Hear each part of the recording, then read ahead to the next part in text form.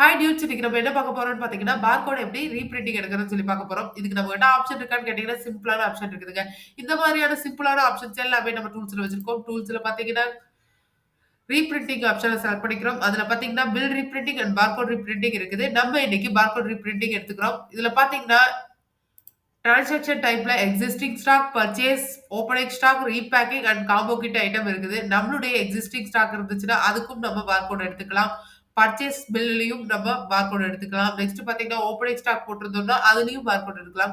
Repacking and combo கிட்லயும் நம்ம barcode எடுத்துக்கலாம். நான் இன்னைக்கு எக்ஸிஸ்டிங் ஸ்டாக்ல இருந்து பார்கோட் எடுக்கிறேன். எக்ஸிஸ்டிங் ஸ்டாக் செலக்ட் பண்ணி ஜஸ்ட் ஒரு என்டர் மட்டும் பிரஸ் பண்ணிக்கிறேன். என்னுடைய எக்ஸிஸ்டிங் ஸ்டாக்ஸ் எல்லாமே லிஸ்ட் அவுட் ஆகி வந்துருச்சு.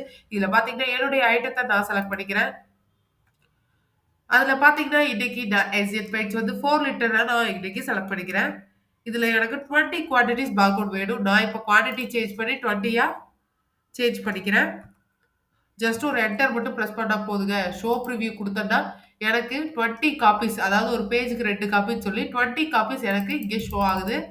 கிளியரா வந்திருக்குது. ஜஸ்ட் நான் இப்ப அப்ளை பிரிண்ட் மட்டும் குடுத்தா போதும். எனக்கு பிரிண்ட் அவுட் ஆயி பார்கோட் வெளிய வந்துரும். Thank you. Have a nice day. Bye Vinodhini.